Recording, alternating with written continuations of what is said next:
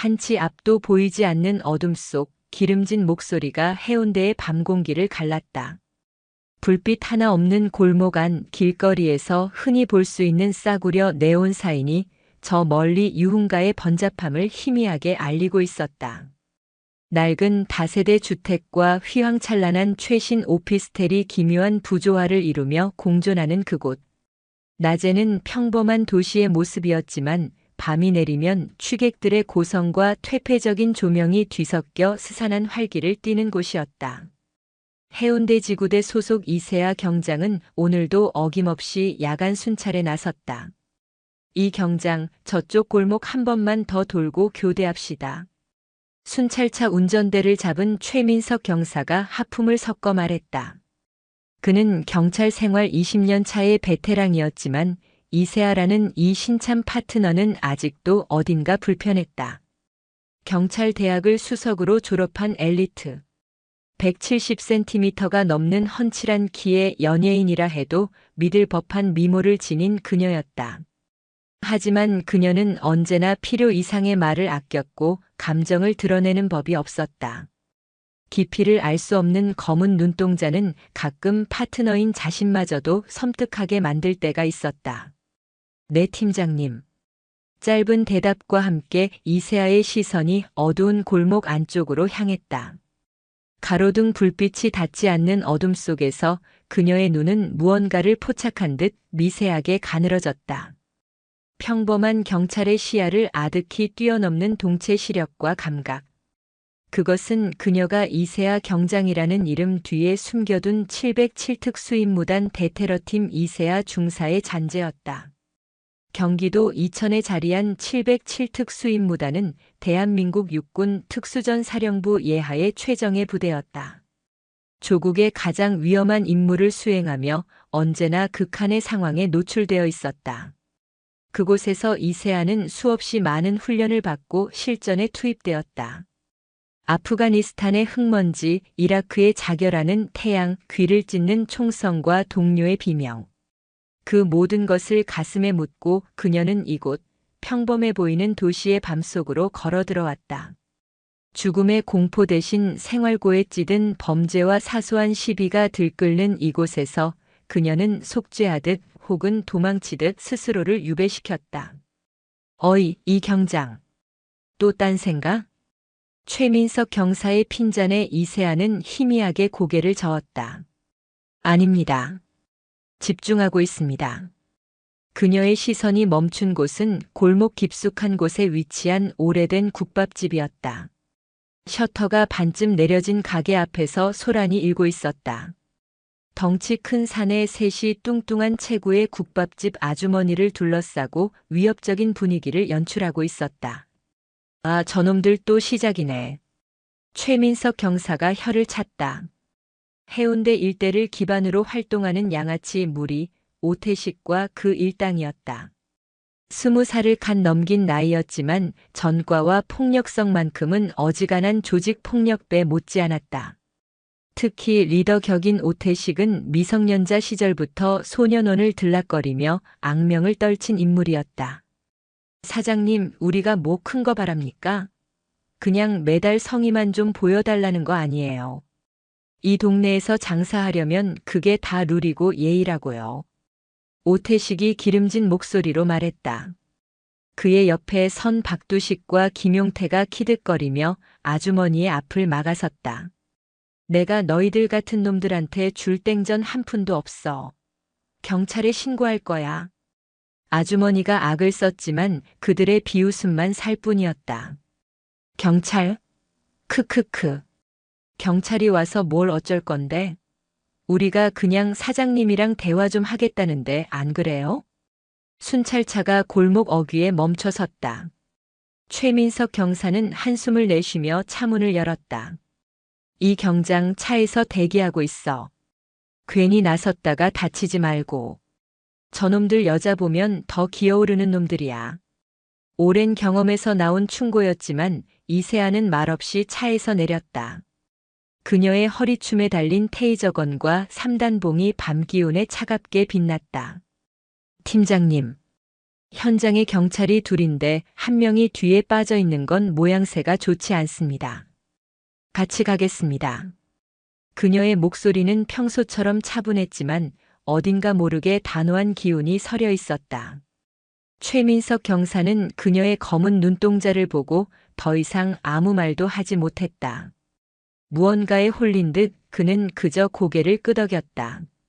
이세아가 골목 안으로 들어서자 양아치들의 시선이 일제히 그녀에게 쏠렸다. 어둠 속에서도 빛나는 하얀 피부와 또렷한 이목구비. 몸에 딱 맞는 경찰 제복은 그녀의 늘씬한 몸매를 여과 없이 드러내고 있었다. 오호라, 이게 누구야? 해운대 새 경찰 아가씨 아니신가? 오태식이 휘파람을 불며 음흉한 눈빛으로 그녀를 위아래로 훔쳤다. 그의 시선은 노골적으로 그녀의 가슴과 다리를 향했다. 여기서 뭐 하는 겁니까? 공무 집행 중입니다. 신분증 제시해 주시죠. 이세아는 그들의 희롱을 무시한 채 기계처럼 사무적인 어조로 말했다. 그녀의 평온한 태도는 오히려 오태식의 심기를 건드렸다. 아이고 무서워라. 경찰 아가씨, 우리가 지금 이모님이랑 사업 얘기를 좀 하고 있었는데 방해하지 말고 저리 가주시죠.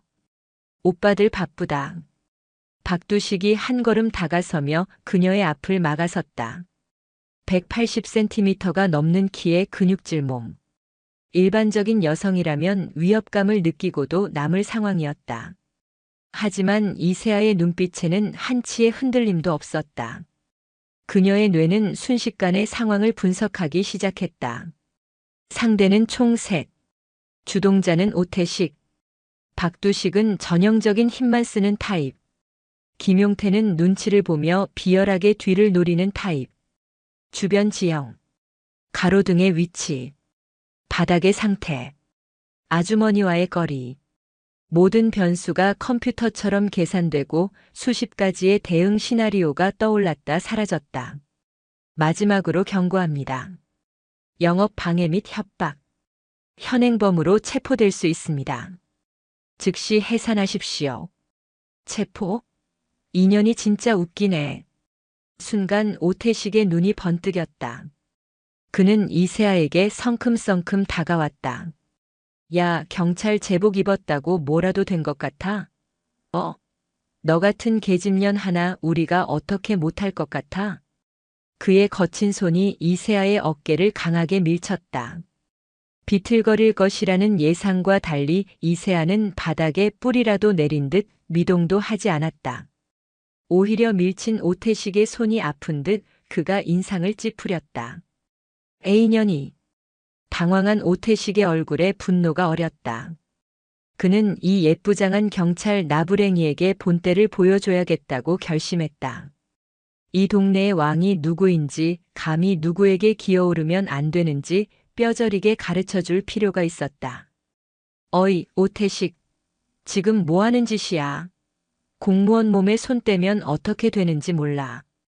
최민석 경사가 다급하게 소리쳤다. 하지만 오태식의 귀에는 아무것도 들리지 않았다. 그의 눈에는 오직 자신을 무표정하게 응시하는 이세아의 얼굴만이 들어올 뿐이었다. 그 고요함이 참을 수 없는 모욕감과 정복욕을 불러일으켰다. 아가씨, 경찰 놀이는 여기까지. 오태식이 비릿한 미소를 지으며 다시 손을 뻗었다. 이번에 그의 손이 향한 곳은 이세아의 얼굴이 아니었다. 좀 더 노골적이고 모욕적인 곳이었다. 고요했던 해운대 골목에 마침내 폭풍이 눈을 뜨기 시작했다. 오태식의 손이 파고드는 공간의 밀도, 공기의 흐름, 그의 손목 각도와 뻗어나오는 속도. 이세아의 눈에는 그 모든 것이 슬로 모션처럼 보였다. 수백 수천 번의 실전 훈련과 실제 교전으로 다져진 감각이었다. 707특수 임무단에서 그녀는 항상 단결이라는 구호 아래 움직였다. 그 단결은 단순히 힘을 합치는 것을 넘어 정신과 육체가 하나 되어 어떤 위협에도 흔들리지 않는 강철 같은 의지를 의미했다. 그녀의 몸이 먼저 반응했다. 뻗어오는 오태식의 손목을 부드럽게 감아주는가 싶더니 그대로 그의 몸무게 중심을 이용해 뒤로 흘렸다. 동시에 다른 손으로는 그의 팔꿈치 관절을 정확하게 가격했다. 악! 오태식의 입에서 비명이 터져 나왔다. 팔이 꺾이는 끔찍한 고통에 그의 얼굴이 하얗게 질렸다. 하지만 이세아의 동작은 거기서 멈추지 않았다. 그녀는 꺾은 팔을 지렛대 삼아 오태식의 몸을 반쯤 돌려 세우고 그의 목덜미 급소를 손날로 가볍게 내리쳤다. 퍽 하는 둔탁한 소리와 함께 100kg에 육박하는 오태식의 거구가 맥없이 무너져 내렸다. 바닥에 큰 대자로 뻗어 경련을 일으키는 오태식을 보며 박두식과 김용태는 순간 뇌가 정지하는 것을 느꼈다. 뭐야? 이 미친년이. 정신을 차린 박두식이 욕설을 내뱉으며 이세아에게 달려들었다. 주먹을 휘두르는 폼이 제법 묵직했다. 하지만 이세아의 눈에는 그저 커다란 빈틈을 가진 관역으로 보일 뿐이었다. 그녀는 상체를 살짝 숙여 박두식의 주먹을 피함과 동시에 그의 품 안으로 파고들었다. 그리고는 그의 명치에 정확하게 팔꿈치를 꽂아 넣었다. 숨이 멎는 고통. 박두식은 눈알이 튀어나올 것 같은 충격에 그대로 무릎을 꿇었다. 이세아는 그의 머리채를 잡아 바닥에 쳐박고 등 뒤로 팔을 꺾어 수갑을 채웠다. 일련의 동작은 3초도 채 걸리지 않았다. 이제 남은 것은 김용태 하나. 그는 눈앞에서 벌어진 비현실적인 광경에 겁을 집어먹고 뒷걸음질 쳤다. 오지 마. 저리 가. 그가 품에서 무언가를 꺼내들었다. 과도였다. 은색 칼날이 가로등 불빛에 번뜩였다. 칼 버려요. 최민석 경사가 다급하게 소리치며 허리춤의 권총에 손을 가져갔다. 하지만 이세아는 그보다 빨랐다. 그녀는 바닥에 떨어진 소주병을 발끝으로 가볍게 툭 찼다. 공중으로 떠오른 소주병을 그녀는 다시 한번 발로 강하게 찼다. 쨍그랑. 소주병은 포물선을 그리며 날아가 정확하게 김용태의 손을 가격했다. 비명과 함께 과도가 바닥에 떨어졌다. 김용태가 고통스러워하는 사이 이세아는 이미 그의 코앞까지 다가와 있었다. 그녀는 김용태의 턱을 손바닥으로 강하게 올려치고 정신을 못 차리는 그의 다리를 걸어 넘어뜨렸다. 순식간에 3명의 건장한 남자가 바닥에 나뒹굴게 되었다. 이 모든 상황이 채 1분도 걸리지 않았다. 최민석 경사와 국밥집 아주머니는 입을 떡 벌린 채 그 광경을 멍하니 바라보고 있었다. 최민석 경사는 자신이 20년 경찰 생활 동안 본 그 어떤 체포술보다도 빠르고 정확하며 무자비한 기술에 할 말을 잃었다. 저건 경찰의 체포술이 아니었다. 상대를 완벽하게 무력화시키는 살인 기술에 가까웠다. 이세아는 흐트러짐 없는 모습으로 무전기를 들었다. 해운대 1호, 해운대 1호. 현 시간부로 피의자 셋 검거. 공무집행 방해, 특수 협박, 폭행 혐의. 지원 바람. 그녀의 목소리는 방금 전 3명의 남자를 때려 눕힌 사람이라고는 믿기지 않을 정도로 평온했다.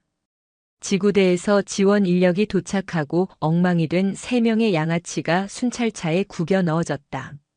오태식은 팔이 부러진 듯 고통을 호소했고 박두식은 여전히 숨을 제대로 쉬지 못했으며 김용태는 손을 부여잡고 울고 있었다. 순찰차에 타기 직전 오태식이 증오에 가득 찬 눈으로 이세아를 노려봤다. 야, 이개 같은 년.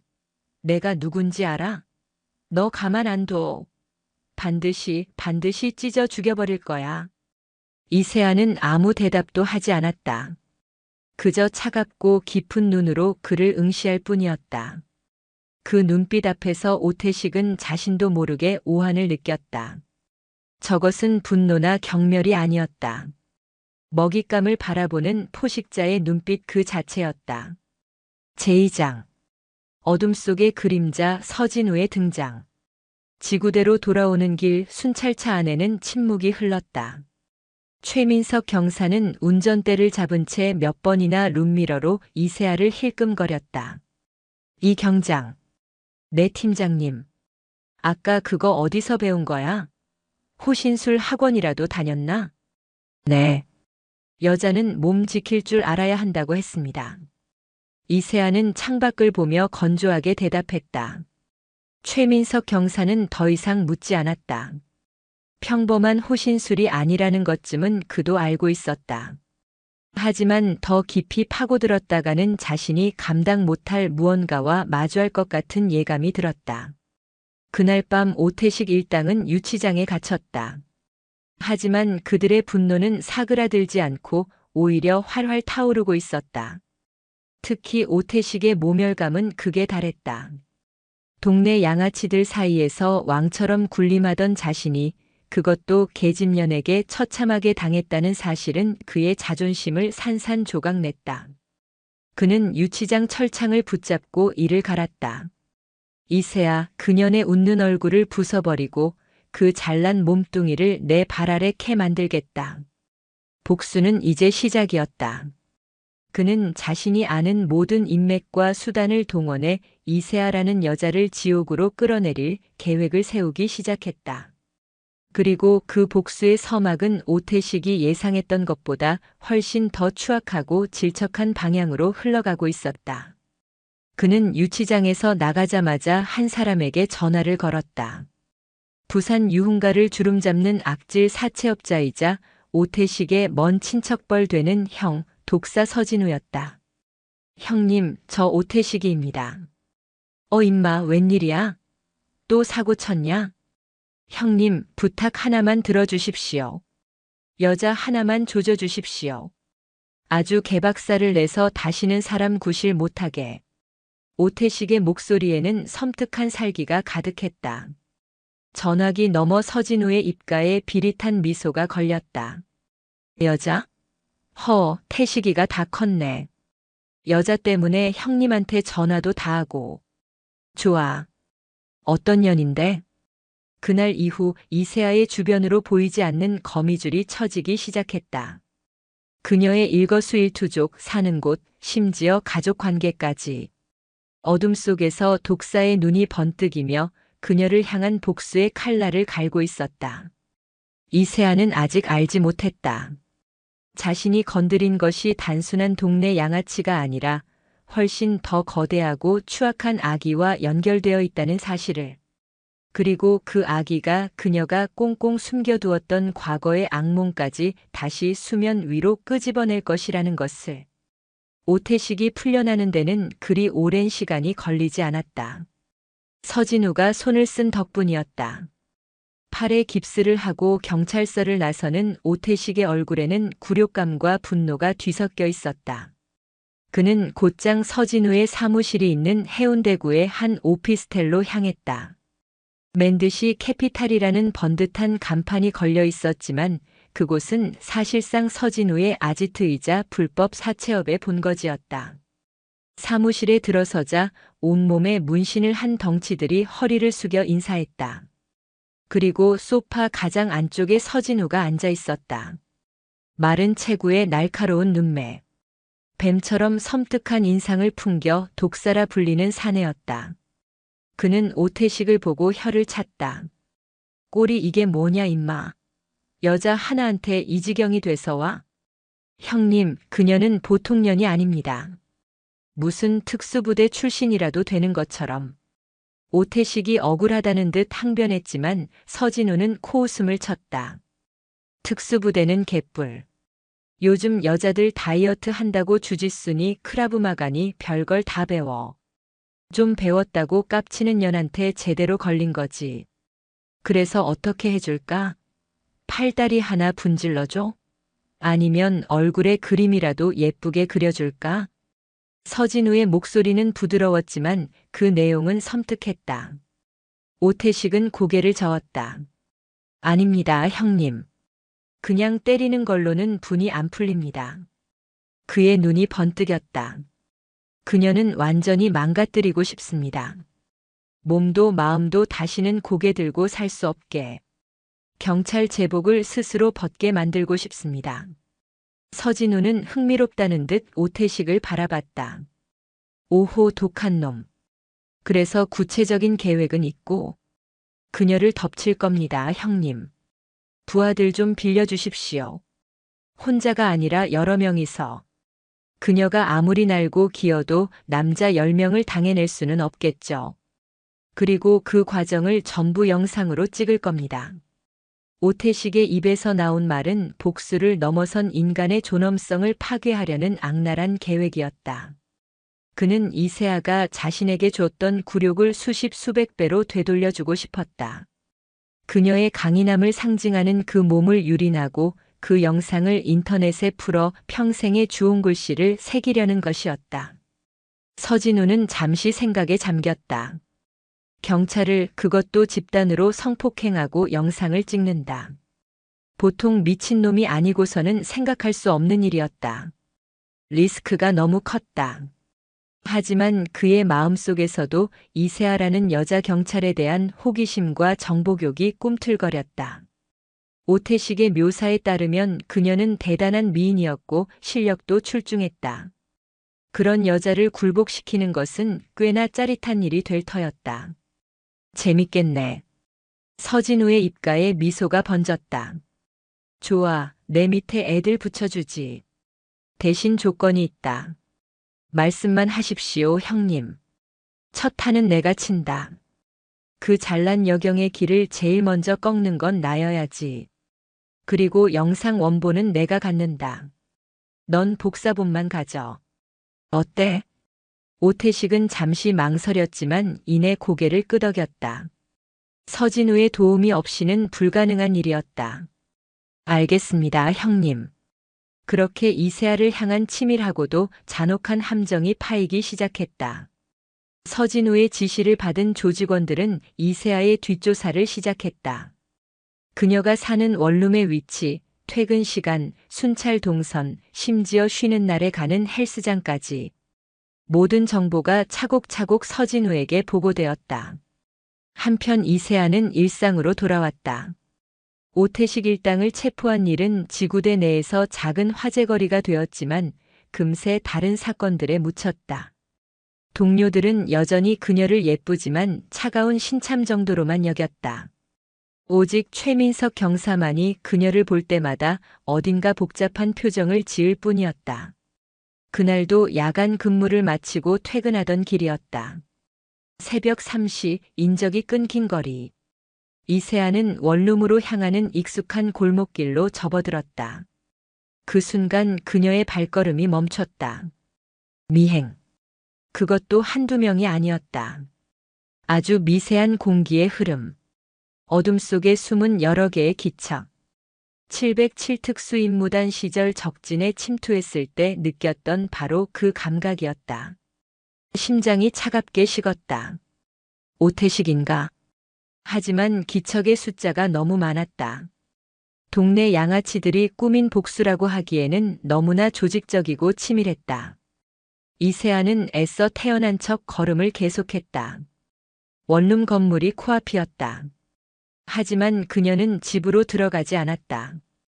대신 골목 옆에 있는 24시간 무인 아이스크림 가게로 방향을 틀었다. 통유리로 된 가게 안으로 들어서자 환한 불빛이 그녀를 비췄다. 그녀는 아이스크림을 고르는 척하며 유리창에 비친 바깥 풍경을 살폈다. 골목 어귀에 세워진 검은색 승합차. 그리고 가게 주변을 어슬렁거리는 건장한 남자들. 최소 10명은 넘어 보였다. 덫이군. 이세아의 머릿속이 빠르게 회전했다. 지금 상황에서 가장 좋은 선택은 112에 신고하는 것. 하지만 그들이 들이닥치기 전에 경찰이 도착하리라는 보장이 없었다. 여기서 싸운다. 좁은 가게 안은 분리했다. 그녀의 시선이 가게 구석에 있는 CCTV를 향했다. 증거는 확보되겠군. 그때 가게 문이 열리며 남자 둘이 들어왔다. 서진우와 오태식이었다. 이세아 경장님. 여기서 뵙네요. 이런 누추한 곳에서 야식을 다 드시고. 서진우가 뱀 같은 미소를 지으며 말했다. 오태식은 팔에 깁스를 한 채 증오와 희석인 눈으로 이세아를 노려봤다. 무슨 일이죠? 이세아는 감정을 지운 목소리로 물었다. 무슨 일이긴. 우리 태식이가 경장님한테 아주 푹 빠졌지 뭐야. 그래서 정식으로 데이트 신청하러 왔지. 우리랑 같이 좀 가줘야겠어. 서진우가 손짓하자 가게 밖에 있던 남자들이 우르르 몰려와 입구를 막아섰다. 퇴로는 없었다. 이세아는 천천히 아이스크림 냉동고 문을 닫았다. 그녀의 손에는 방금 고른 월드콘이 들려 있었다. 데이트 신청 방식이 좀 과격하시네요. 전 남자친구가 있어서. 남자친구. 괜찮아. 오늘 부로 없어질 테니까. 서진우가 한 걸음 다가왔다. 그의 노골적인 시선이 이세아의 몸을 훑었다. 야, 소문대로 대단한 미인이시네. 특히 이쪽이 아주 그냥. 서진우의 손이 거침없이 뻗어와 이세아의 가슴을 움켜쥐었다. 그리고는 저속한 감탄사를 내뱉었다. 이야, 멜론이 2개나 달렸네. 아주 실해. 그 순간이었다. 이세아의 눈빛이 변했다. 지금까지의 평온함은 온데간데 없고 지독하게 차가운 살기가 뿜어져 나왔다. 그녀는 손에 들고 있던 월드콘으로 서진우의 눈을 정확하게 찔렀다. 아이스크림과 과자가 눈에 들어가자 서진우가 비명을 지르며 뒷걸음질 쳤다. 그 찰나의 순간을 놓치지 않고 이세아는 몸을 날렸다. 그녀의 목표는 문을 막고 선 조직원들이 아니었다. 쨍그랑. 이세아는 몸 전체를 던져 아이스크림 가게의 통유리를 깨고 바깥으로 굴렀다. 깨진 유리 파편이 피부를 파고들었지만 그녀는 아랑곳하지 않았다. 곧바로 몸을 일으켜 골목의 어둠 속으로 질주하기 시작했다. 저 미친년. 서진우의 고함과 함께 조직원들이 일제히 이세아의 뒤를 쫓았다. 좁은 골목길에서 펼쳐지는 숨막히는 추격전. 그러나 그것은 도망이 아니었다. 이세아는 더 넓고 더 어둡고 자신이 싸우기에 더 유리한 장소로 그들을 유인하고 있었다. 그녀의 입가에 희미한 미소가 걸렸다. 사냥을 시작해볼까? 경찰 이세아의 가면이 벗겨지고 707특 수임무단의 괴물 백목련이 마침내 잠에서 깨어나고 있었다. 제3장. 장산 신시가지의 격전. 깨진 유리 파편이 등을 긁는 고통은 아드레날린의 파도에 씻겨나갔다. 이세아는 차가운 밤 공기를 가르며 달렸다. 뒤에서는 서진우의 악에 바친 고함과 여러 개의 발소리가 지면을 울리며 따라붙었다. 전현. 저기 있다. 잡아. 도망치는 것이 아니었다. 이것은 전략적 후퇴이자 전장을 선택하기 위한 기동이었다. 그녀의 머릿속에는 해운대 일대의 지도가 3D로 펼쳐져 있었다. 좁고 복잡한 골목길, 막다른 길, 그리고 단 하나의 최적의 장소. 그녀는 일부러 그들의 시야에 잡힐 듯 말 듯 거리를 유지하며 달렸다. 그들이 지치기 시작할 무렵, 그리고 방심이 최고조에 달했을 때 그녀는 목적지에 도착했다. 해운대 장산 신시가지 재개발 공사 현장. 높은 가림막으로 둘러싸인 그곳은 밤이 되자 완벽한 어둠의 왕국으로 변해 있었다. 철근과 시멘트 포대, 건축 폐자재들이 어지럽게 널려 있고 아직 골조만 앙상하게 올라간 건물은 거대한 괴물의 뼈대처럼 으스스한 위용을 자랑했다. 이곳이야말로 그녀가 선택한 사냥터였다. 이세아는 가림막의 틈새로 소리 없이 몸을 미끄러뜨리듯 밀어넣었다. 그녀가 사라지자마자 뒤쫓아온 서진우의 무리가 헐떡이며 멈춰섰다. 어디 갔어? 이쪽으로 들어간 거 확실해? 오태식이 숨을 고르며 말했다. 그의 눈은 복수심으로 이글거렸지만 칠흑 같은 어둠이 깔린 공사 현장을 보자 본능적인 불안감이 엄습했다. 서진우는 눈을 찌른 고통에 얼굴을 찡그리면서도 비릿한 미소를 지었다. 쥐새끼가 지 발로 도가니에 들어왔구나. 전부 들어가. 뒤져서 그녀를 찾아내. 산채로 잡아. 내가 직접 그 예쁜 얼굴을 시멘트 바닥에 갈아버릴 테니까. 서진우의 명령에 조직원 10명이 손전등을 켜고 흩어지며 공사 현장 안으로 들어갔다. 그들은 자신들이 사냥꾼이라고 믿어 의심치 않았다. 하지만 그 순간부터 그들은 사냥감으로 전락해 있었다. 이세아는 2층 골조 구조물 그림자 속에 몸을 숨긴 채 아래를 내려다보고 있었다. 어둠에 익숙해진 그녀의 눈은 손전등 불빛에 의지해 어설프게 움직이는 그들의 동선을 완벽하게 파악하고 있었다. 그녀의 호흡은 미동도 없이 고요했다. 마치 주변의 어둠과 하나가 된 듯 했다. 12명. 승합차 운전수를 제외하면 11명. 서진우, 오태식을 포함. 나머지는 9명. 그녀는 가장 먼저 대열에서 떨어져 단독으로 움직이는 2명을 목표로 삼았다. 그들은 서로 경쟁이라도 하듯 공을 세우고 싶은 마음에 깊숙한 곳으로 들어오고 있었다. 이세아는 발소리를 죽인 채 2층에서 1층으로 사뿐히 뛰어내렸다. 고양이처럼 가벼운 착지. 그녀는 바닥에 널린 굵은 파이프 하나를 조용히 집어들었다. 야, 어디냐 이년아. 오빠랑 놀자. 한 조직원이 저속한 말을 내뱉으며 코너를 도는 순간이었다. 그의 눈에 들어온 것은 어둠 속에서 번개처럼 날아온 쇠 파이프였다. 퍽. 파이프는 정확하게 그의 관자놀이를 가격했다. 비명조차 지르지 못하고 남자는 쓰러졌다. 이세아는 쓰러진 남자의 몸을 어둠 속으로 끌어당겼다. 그리고 그의 손전등을 챙겨 반대편으로 강하게 던졌다. 쨍그랑. 손전등이 철근 위에 부딪혀 깨지는 소리가 나자 근처에 있던 다른 조직원이 소리가 난 쪽으로 달려갔다. 찾았다. 이쪽이다. 그가 동료들을 부르며 달려간 곳에는 아무것도 없었다. 그가 당황하며 주변을 두리번거리는 순간 등 뒤에서 서늘한 목소리가 들려왔다. 여긴데. 오빠. 이세아의 팔뚝이 강철처럼 그의 목을 감아쥐었다. 완벽한 초크 슬리퍼. 남자는 버둥거렸지만 혈관이 막히고 뇌로 가는 산소가 차단되자 몇 초 만에 의식을 잃고 축 늘어졌다. 순식간에 2명을 처리했다. 공사 현장에는 다시 정적이 흘렀다. 하지만 살아남은 자들은 무언가 잘못되었음을 느끼기 시작했다. 야, 민수. 대답해. 김 실장. 어디 있어? 서진우가 외쳤지만 돌아오는 것은 자신의 메아리뿐이었다. 불안감이 바이러스처럼 퍼져나갔다.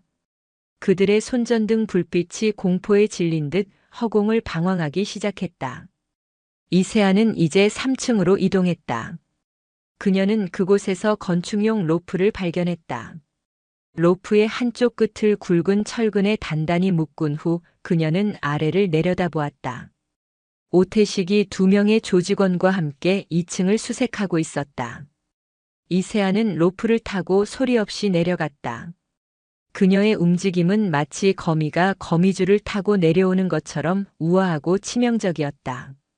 오태식의 등 뒤에 있던 조직원의 바로 위까지 접근한 그녀는 그대로 몸을 날려 남자의 목을 다리로 감아 매달렸다. 공중에서 170cm가 넘는 여성의 체중이 실린 채 목이 졸리자 남자는 속수무책으로 당할 수밖에 없었다. 이세아는 그대로 남자를 끌고 바닥으로 떨어져 그의 의식을 끊어버렸다. 갑작스러운 소리에 오태식과 남은 조직원이 뒤를 돌아봤다. 그리고 그들은 어둠 속에서 천천히 일어서는 이세아의 실루엣과 마주했다. 전현. 오태식이 겁에 질려 소리쳤다. 옆에 있던 조직원이 공포를 이기려 고함을 지르며 달려들었다. 이세아는 피하지 않았다. 대신 바닥에 널린 못 박힌 강목을 발로 차올렸다. 튀어오른 강목을 잡아챈 그녀는 달려드는 남자의 허벅지를 그대로 내리찍었다. 크악! 허벅지를 관통하는 끔찍한 고통에 남자가 비명을 지르며 나뒹굴었다. 이제 오태식 혼자 남았다. 그는 공포에 질려 뒷걸음질 쳤다. 팔에 깁스를 한 그는 완벽한 무방비 상태였다. 오지 마. 이 괴물 같은 년. 이세아는 피 묻은 강목을 든 채 천천히 다가갔다. 그녀의 눈은 인간의 눈이 아니었다. 어둠 속에서 빛나는 맹수의 눈이었다. 괴물은 너희들이지. 나직한 목소리가 공사 현장에 울려 퍼졌다. 여자를, 인간을 사냥감으로 생각한 너희들이 진짜 괴물이야. 오태식은 공포의 극한에서 이성을 잃고 돌아섰다. 도망치기 위해서였다. 하지만 이세아는 그의 도주를 허락하지 않았다. 그녀는 손에 든 강목을 던졌다. 강목은 회전하며 날아가 정확하게 오태식의 무릎 뒤쪽을 가격했다. 악! 오태식은 비명을 지르며 앞으로 고꾸라졌다. 이세아는 다가가 그의 머리채를 잡아챘다. 그리고 그의 귓가에 속삭였다. 아직 시작도 안 했어. 그 순간 1층에서 서진우의 분노에 찬 외침이 들려왔다. 이 미친년. 거기서 꼼짝 마. 내년 가족들 신상까지 다 파악해놨어. 내 엄마, 동생 어떻게 되는지 보고 싶지 않으면 당장 내려와. 이세아의 동작이 멈칫했다. 가족. 그녀가 이 지옥 같은 삶을 버티는 유일한 이유이자 그녀의 가장 치명적인 약점이었다. 그녀의 눈동자가 세차게 흔들렸다. 가족을 언급하는 서진우의 목소리에 이세아의 이성이 순간적으로 마비되는 듯 했다. 아프가니스탄에서 동료를 잃었을 때 그녀는 다짐했었다. 다시는 자신의 싸움에 소중한 사람을 끌어들이지 않겠다고. 그래서 707 특수임무단을 떠났고, 그래서 평범한 경찰이 되었다. 그런데 이 쓰레기 같은 인간들이 그녀의 마지막 보루를 건드린 것이다. 분노가 혈관을 타고 흐르는 용암처럼 끓어올랐다. 그러나 그녀의 표정은 오히려 얼음장처럼 차가워졌다. 흔들리던 눈동자가 다시 초점을 찾았다. 그 눈빛은 이제 단순한 살기를 넘어선 공허한 결의로 가득 차 있었다.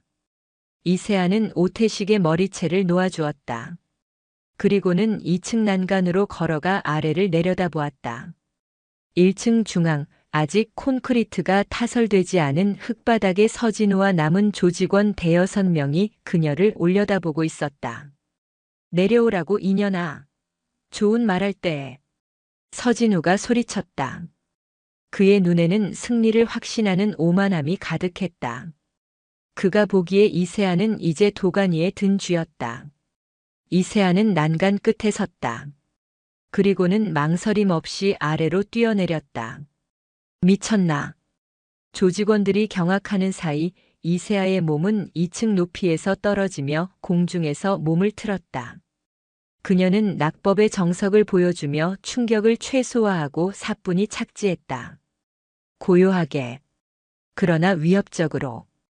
그녀가 착지하자 서진우의 무리가 반사적으로 주춤하며 물러섰다. 그녀의 주변으로 형성된 보이지 않는 압박감 때문이었다. 한 조직원이 과거 군대에서 복무했던 기억을 떠올렸다. 대테러 훈련 시범에서 보았던 인간의 한계를 넘어선 교관의 움직임. 그리고 그 교관의 부대가 사용하던 상징, 백목련. 그가 자신도 모르게 중얼거렸다. 707 백목련. 그 단어를 듣는 순간 다른 조직원들의 얼굴에도 공포가 스쳤다. 대한민국 최정예 특수부대 707 특수임무단. 단결이라는 구호 아래 조국을 지키는 그들. 그 중에서도 가장 혹독하고 잔인한 임무를 수행하는 비밀팀. 그들의 상징이 바로 흑야에 피는 백목련이었다. 전설로만 듣던 그 존재가 지금 눈앞에 있는 가녀린 여경이란 말인가. 백목련은 지랄. 쏴 죽여. 서진우가 이성을 잃고 소리쳤다. 하지만 이미 분위기는 넘어가 있었다. 조직원들은 전의를 상실했다. 그들은 범죄자였지만 군사훈련을 받은 병기와 싸우고 싶지는 않았다. 이세아가 움직였다. 가장 가까이 있던 조직원을 향해 돌진했다.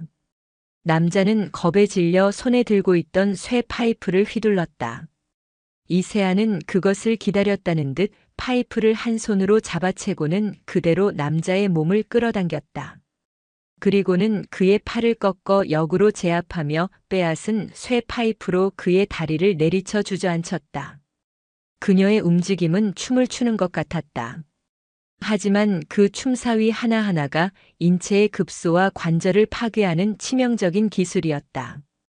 또 다른 조직원이 뒤에서 덮치려 하자 그녀는 주저앉힌 남자를 방패 삼아 몸을 돌렸다. 뒤에서 덮치던 남자는 자신의 동료와 부딪혀 엉키고 말았다. 이세아는 그 틈을 놓치지 않고 두 명의 머리를 잡아 서로 부딪히게 했다. 퍽 하는 둔탁한 소리와 함께 두 남자가 쓰러졌다. 이제 남은 것은 서진우와 그의 옆에 바싹 붙어 있는 마지막 조직원뿐이었다. 아, 괴물. 서진우가 공포에 질려 뒷걸음질 쳤다.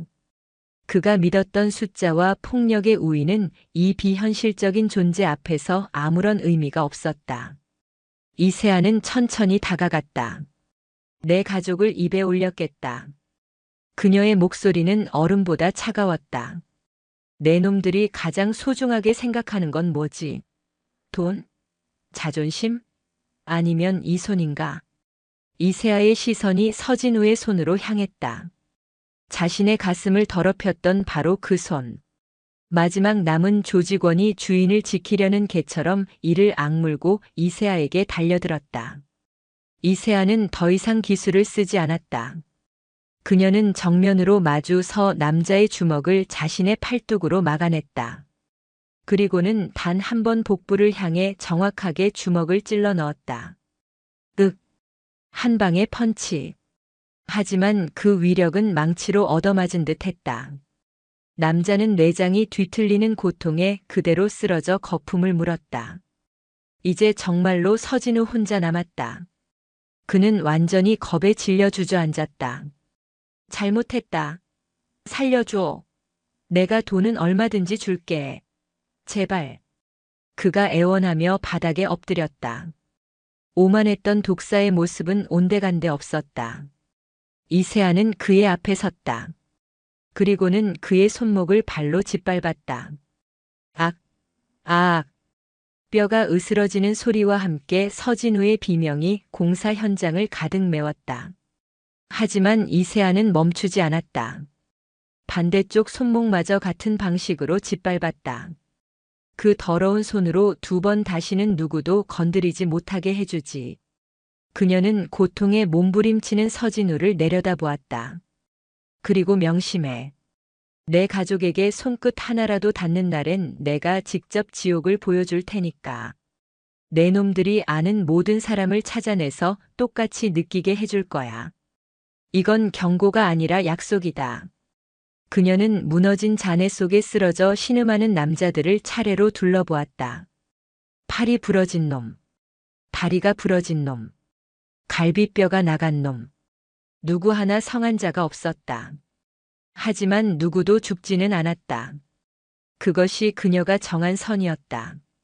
완벽한 제압. 그리고 재기불능의 공포를 심어주는 것. 이것이 그녀가 행하는 참교육이었다. 폭력에는 더 큰 폭력으로, 공포에는 더 지독한 공포로. 그들이 다시는 약자를 향해 고개조차 들 수 없도록 존재의 근간을 뒤흔드는 것. 이세아는 흐트러진 머리를 쓸어 넘겼다. 그녀의 몸에도 자잘한 상처와 멍이 가득했다.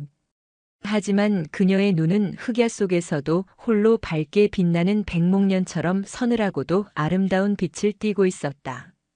그녀는 자신의 주머니에서 휴대폰을 꺼내 112를 눌렀다. 해운대 지구대 이세아 경장입니다. 집단 패싸움 현장입니다. 부산 해운대구 장산 신시가지 재개발 공사 현장.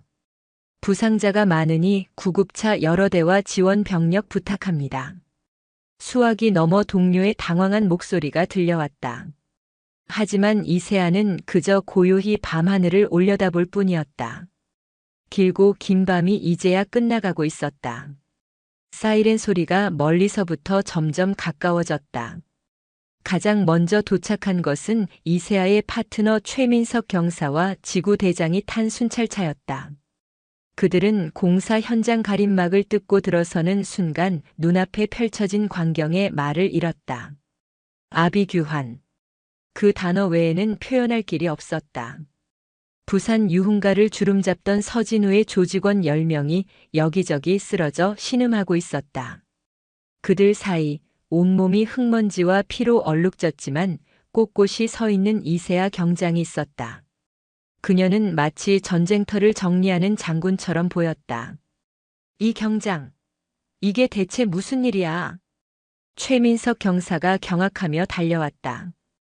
그의 눈에는 걱정과 경외, 그리고 알 수 없는 두려움이 뒤섞여 있었다. 정당방위입니다. 이세아는 짧게 대답했다. 그녀의 목소리는 약간 지쳐 있었지만 흔들림은 없었다. 피해자들이 저를 집단으로 납치 폭행하려 했습니다. 저는 경찰 공무원으로서 또한 한 명의 시민으로서 저항했을 뿐입니다. 그녀의 말은 사실이었다. 하지만 그 결과물은 저항이라는 단어로는 설명이 부족했다. 이건 일방적인 학살에 가까웠다. 곧이어 도착한 형사들과 구급 대원들로 공사 현장은 순식간에 아수라장이 되었다. 부상자들을 실어 나르는 구급 대원들, 현장을 통제하고 증거를 수집하는 경찰들. 그들은 모두 쓰러진 조직원들과 그 중심에 선 가녀린 여경을 번갈아 보며 경악을 금치 못했다. 서진우와 오태식을 포함한 조직원 전원은 인근 병원으로 후송되었다. 그들은 각기 다른 중상해를 입었지만 신기하게도 생명에 지장이 있는 사람은 없었다. 마치 숙련된 외과 의사가 수술을 하듯 정확하게 전투 불능 상태로만 만들어 놓은 것 같았다. 이세아 역시 병원으로 향했다. 그녀의 몸 곳곳에도 유리 파편에 베인 상처와 타박상이 가득했다. 응급실에서 치료를 받는 동안 최민석 경사가 그녀의 곁을 지켰다. 이세아. 그는 처음으로 그녀의 이름을 불렀다. 솔직하게 말해봐. 너 정체가 뭐냐? 이세아는 소독약이 상처에 닿는 따끔함에 미간을 찌푸리며 대답했다. 말씀드린 그대로입니다. 해운대 지구대 이세아 경장입니다. 거짓말하지 마. 최민석 경사의 목소리가 커졌다. 내가 경찰 반만 20년이야. 저건 정당방위 수준이 아니야. 저건 전쟁 기술이야. 내가 상대한 놈들은 부산 바닥에서 깡으로 이름 날리는 놈들이야. 그런 놈들 10여 명을 혼자서 이렇게 만들었다는 게 말이 된다고 생각해? 이세아는 잠시 침묵했다. 그리고는 최민석 경사를 조용히 응시했다. 그녀의 깊은 눈동자 앞에서 최민석 경사는 자신도 모르게 말을 멈췄다. 팀장님. 이세아가 입을 열었다. 제가 누구였는지는 중요하지 않습니다. 중요한 건 제가 지금 경찰이라는 사실입니다. 그리고 저 쓰레기들이 법의 심판을 받게 만드는 것이 제 임무입니다. 그녀의 단호한 태도에 최민석 경사는 더 이상 추궁하지 못했다. 대신 그는 깊은 한숨을 내쉬었다. 이 일은 단순한 폭력 사건으로 끝나지 않을 터였다. 언론과 상부의 관심이 집중될 것이고 감찰과 조사가 뒤따를 것이다.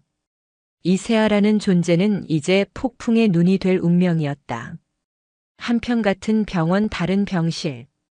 오태식은 깁스한 다리를 붙잡고 침대에 누워 있었다. 육체적 고통보다 더 큰 것은 정신적 충격과 공포였다. 그는 눈을 감으면 어둠 속에서 자신을 내려다보던 이세아의 눈빛이 떠올라 몸서리를 쳤다. 그것은 인간을 향한 눈빛이 아니었다. 벌레를 내려다보는 듯한 무감정한 경멸. 생과 사의 경계를 아무렇지 않게 넘나드는 존재만이 가질 수 있는 그런 눈빛이었다. 그는 처음으로 깨달았다. 자신이 지금까지 얼마나 우물 안개구리였는지, 자신이 휘두르던 폭력이 진짜 폭력 앞에서 얼마나 하찮고 초라한 것인지. 그의 머릿속에서 이세아의 목소리가 울렸다. 괴물은 너희들이지. 그 순간 오태식의 눈에서 뜨거운 눈물이 흘러내렸다. 분노나 억울함의 눈물이 아니었다. 태어나서 처음 느껴보는 원초적인 공포와 자신의 비참함에 대한 깨달음에서 비롯된 눈물이었다. 그의 단단했던 아기에 아주 작은 균열이 가기 시작했다. 서진우의 상태는 더 심각했다. 양손이 박살난 그는 외과 수술을 받았지만 의사는 앞으로 정교한 움직임은 불가능할 것이라고 진단했다. 독사는 독립뿐만 아니라 먹이를 움켜쥘 발마저 잃어버린 셈이었다. 그는 병실에 누워 미친 듯이 소리쳤지만 그의 위세에 복종하던 부하들은 아무도 없었다. 이미 몰락한 왕일 뿐이었다. 그리고 그는 몰랐다. 이 사건이 단순한 지역 조직의 몰락으로 끝나지 않으리라는 것을. 그가 다급하게 회장님에게 연락하려 했지만 그의 전화는 최민석 경사에 의해 압수된 후였다. 최민석 경사는 서진우의 통화 목록에서 한 회장이라는 이름을 보고 이 사건의 배후에 더 거대한 존재가 있음을 직감했다. 다음 날 이세아의 이름은 부산 전역을 뒤흔들었다. 여경 1명, 조직폭력배 12명과 격투, 과잉 진압 논란. 자극적인 제목의 기사들이 인터넷을 도배하기 시작했다. 댓글창은 순식간에 전쟁터로 변했다. 여경의 무모함을 비난하는 목소리와 정당 방위를 주장하며 옹호하는 목소리가 첨예하게 맞섰다. 하지만 논란은 그리 오래가지 않았다. 결정적인 증거가 공개되었기 때문이다. 한 시민이 멀리서 촬영한 영상과 무인 아이스크림 가게의 CCTV, 그리고 서진우 일당의 화려한 과거 범죄 행각이 알려지면서 여론은 급격하게 뒤바뀌었다. 영상 속에서 이세아는 시종일관 침착했고 그녀의 제압술은 불필요한 폭력 없이 오직 상대를 무력화시키는 데에만 집중되어 있었다. 반면 서진우 일당은 비열하고 잔혹한 범죄 집단임이 명백히 드러났다. 여론은 들끓었다. 악의 무리를 소탕한 영웅, 참된 경찰의 귀환. 이세아는 순식간에 논란의 중심이자 영웅으로 떠올랐다. 부산지방경찰청은 감찰에 착수했지만 명백한 정당방위 요건과 압도적인 국민 여론 앞에서 섣불리 움직이지 못했다. 오히려 이번 사건을 계기로 서진우의 배후에 대한 대대적인 수사가 필요하다는 목소리가 높아졌다. 최민석 경사가 서진우의 휴대폰에서 발견한 한 회장이라는 이름이 수사의 첫 번째 실마리였다. 같은 시각 해운대 바다가 한눈에 내려다 보이는 초고층 빌딩 펜트하우스.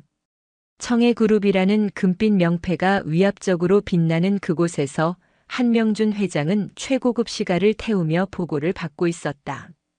굽이치는 백사장과 푸른 바다, 그 위를 수놓은 요트들이 마치 장난감처럼 보였다. 부산의 모든 것을 발 아래 둔 듯한 오만한 풍경이었다. 그래서 서진우 그놈을 박살낸 계집이 경찰이라고. 네, 회장님. 해운대 지구대 소속 이세아 경장입니다. 그런데 오늘부로 부산지방경찰청 광역수사대 전담팀에 합류했습니다. 보고를 올리는 정기환 실장의 얼굴에는 아무런 감정도 담겨 있지 않았다. 그는 한명준 회장의 그림자이자 가장 날카로운 칼이었다. 한명준은 흥미롭다는 듯 웃었다. 재밌는 년이네. 자기 발로 호랑이 굴로 들어와? 보통 배짱이 아니야. 마음에 들어. 그는 시가 연기를 길게 내뿜었다. 연기가 펜트하우스의 거대한 유리창에 부딪혔다가 허공으로 흩어졌다. 서진우는 어차피 버릴 패였어. 너무 시끄럽고 머리가 나빴지. 하지만 이번 일은 내게 새로운 장난감을 소개해줬군. 그의 눈빛은 서진우의 몰락이나 조직의 손실에는 전혀 관심이 없었다. 오직 이세아라는 새로운 변수에만 흥미를 보일 뿐이었다. 그는 위기를 기회로 바꾸는 데 능했고 인간을 장기말로 쓰는데 도가 튼 인물이었다. 정 실장. 네, 회장님. 그 계집에 대해 전부 알아내. 태어난 곳, 가족, 친구. 뭘 좋아하고 뭘 무서워하는지. 샅샅이. 사냥을 하려면 사냥감에 대해 완벽하게 알아야 하는 법이지. 한명준의 눈이 뱀처럼 번뜩였다. 그는 이세아를 위협으로 생각하지 않았다. 오히려 탐나는 장기말로 여겼다. 길들여서 쓸 수만 있다면 그 어떤 행동 대장보다 유용한 칼이 될 터였다. 그리고 너무 거칠게 다루지는 마. 예쁘게 세공해야 할 원석일지도 모르니까. 알겠습니다. 정기환은 말없이 고개를 숙였다. 그의 눈빛 깊은 곳에서 과거 중동의 사막에서 스쳐 지나갔던 한 여군의 서늘한 눈빛이 희미하게 떠올랐다. 운명의 재회는 이미 시작되고 있었다.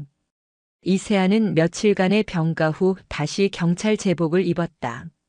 하지만 그녀가 돌아간 곳은 정든 해운대 지구대가 아니었다.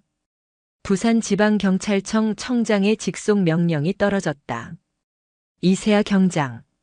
금일부로 광역수사대 청해그룹 전담팀으로 파견 근무를 명한다. 신흥 지구대를 떠나는 날 동료들이 아쉬움과 격려를 담아 그녀의 앞길을 배웅했다. 특히 파트너였던 최민석 경사는 그녀의 어깨를 툭 쳤다. 가서 저 위 대가리들한테 보여줘. 현장 경찰이 얼마나 대단한지. 그의 목소리에는 진심 어린 걱정이 묻어났다. 그리고 몸 조심해라. 거긴 우리 같은 동네 양아치들이랑 차원이 다른 곳이야. 진짜 짐승들이 우글거리는 정글이라고. 명심하겠습니다, 팀장님. 이세아는 말없이 고개를 끄덕였다. 그녀의 눈빛은 이미 새로운 전장을 향하고 있었다. 평범한 경찰의 삶을 꿈꿨지만 운명은 그녀를 다시 어둠의 심장부로 이끌고 있었다. 그녀는 도망치지 않기로 결심했다. 과거 아프가니스탄에서처럼 동료를 등지고 도망치는 비겁한 선택은 2번 다시 하지 않을 터였다. 707특수임무단의 구호 단결은 전우와 함께 죽을지언정 결코 혼자 살지 않겠다는 맹세이기도 했다. 이제 그녀의 전우는 경찰 동료들이었고 그녀가 지켜야 할 것은 조국과 시민들이었다. 부산지방경찰청 본청 7층. 광역수사대 사무실은 팽팽한 긴장감과 담배 냄새, 밤샘 근무에 찌든 형사들의 열기로 가득한 곳이었다. 이세아가 들어서자 모든 시선이 그녀에게 쏠렸다. 소문의 주인공이 등장한 것이다. 이세아 경장. 한 남자가 다가왔다. 날카로운 눈매와 다부진 체격. 광수대 1팀 팀장 박철규 경감이었다. 경찰 내에서도 손꼽히는 에이스지만 그만큼 엘리트 의식이 강하고 융통성 없는 인물로 유명했다. 팀장 박철규입니다. 이 경장 이야기는 많이 들었습니다. 운이 좋았던 건지 실력이 진짜인지는 여기서 증명해 보이시죠. 그의 목소리에는 노골적인 시험과 견제가 담겨 있었다. 이세아는 군말 없이 경례를 붙였다. 최선을 다하겠습니다. 팀 회의가 시작되었다. 사무실 벽면을 가득 채운 화이트보드에는 거미줄처럼 복잡한 인물 관계도와 자금 흐름도가 그려져 있었다. 그 중심에는 청해그룹 회장 한명준이라는 이름과 함께 인자한 미소를 띤 중년 남성의 사진이 붙어 있었다. 청해그룹. 표면적으로는 KJ건설과 골든 파이낸스를 운영하는 건실한 향토 기업이지. 하지만 그 실체는 부산, 경남권을 장악한 최대 규모의 범죄 조직이다. 박철규 팀장이 브리핑을 시작했다. 그의 설명에 따르면 서진우는 청해그룹의 수많은 행동 대장 중 하나에 불과했다. 청해그룹은 건설 비리, 불법 대부업, 유흥업소 장악은 물론 지역 정치권과도 깊이 유착되어 있었다. 회장 한명준은 여러 차례 수사망을 교묘히 빠져나가며 법 위에 군림하는 회장님으로 불리고 있었다. 문제는 한명준에게 직접 닿을 수 있는 증거가 없다는 거야. 꼬리 자르기의 명수지. 서진우 역시 자기가 모든 걸 안고 가겠다며 입을 닫아버렸어. 팀원들의 얼굴에 답답함이 어렸다. 그때 이세아가 조용히 입을 열었다. 저 사진 조금 더 확대해 주실 수 있겠습니까? 그녀가 가리킨 곳은 한명준의 옆에서 그를 경호하는 듯한 한 남자의 사진이었다. 날카로운 인상에 다부진 체격의 남자. 그가 바로 정기환이었다. 광역수사대 사무실의 공기는 무거웠다. 며칠째 이어진 밤샘 근무와 수사 답보 상태가 팀원 전체를 짓누르고 있었다. 이세아는 자신에게 쏟아지는 노골적인 호기심과 은근한 견제의 시선을 느끼며 묵묵히 자료에만 집중했다. 그녀에게 주어진 것은 청해그룹과 관련된 수십 년치의 사건 파일과 금융 자료였다. 양만 해도 산더미 같았지만 그 어디에도 한명준 회장의 이름이 직접적으로 등장하는 결정적 증거는 없었다. 그는 유령처럼 존재하며 거대한 악의 제국을 지배하고 있었다. 박철규 팀장은 이세아를 탐탁지 않게 여겼다. 언론이 만들어낸 영웅, 운 좋게 양아치 몇 명 때려 눕힌 덕에 벼락 출세한 파출소 순경. 그것이 박 팀장이 이세아에게 내린 평가였다. 그는 오직 땀과 발로 뛰는 전통적인 수사 방식만을 신뢰했다. 책상에 앉아 서류만 뒤적이는 이세아의 모습은 그에게 그저 곱게 자란 경찰대 출신의 한계로만 보였다. 이 경장 책상하고 연애하는 것도 좋지만 가끔은 밖에 나가서 바람도 좀 쐬. 범인은 책상에 앉아 있는다고 잡히는 게 아니야. 비아냥거림이 섞인 박 팀장의 말에 다른 팀원들이 힐끔거렸다. 이세아는 시선을 들지 않은 채 대답했다. 범인은 현장에만 있는 것이 아닙니다, 팀장님. 때로는 종이 위 숫자와 이름들 사이에 숨어 있기도 합니다. 그녀의 차분하지만 단호한 대답에 박 팀장의 미간이 꿈틀거렸다. 그는 더 말하지 않고 자기 자리로 돌아갔지만 사무실의 분위기는 더욱 냉랭해졌다. 이세아는 외로웠지만 개의치 않았다. 707 특수임무단 시절 그녀는 언제나 혼자였다. 극도의 긴장감 속에서 오직 자신의 판단과 능력만을 믿고 임무를 수행해야 했다. 고독은 그녀에게 익숙한 갑옷이었다. 며칠 밤을 새운 끝에 그녀는 마침내 의미 있는 연결고리를 찾아냈다. 수많은 차명 계좌와 유령 회사들 사이에서 유독 한 인물의 이름이 반복적으로 등장했다. 정기환. 한명준 회장의 비서실장이자 그림자. 공식적으로는 아무런 범죄 기록도 없는 깨끗한 인물이었지만 이세아의 직감은 그가 청해그룹의 핵심 키라고 말하고 있었다.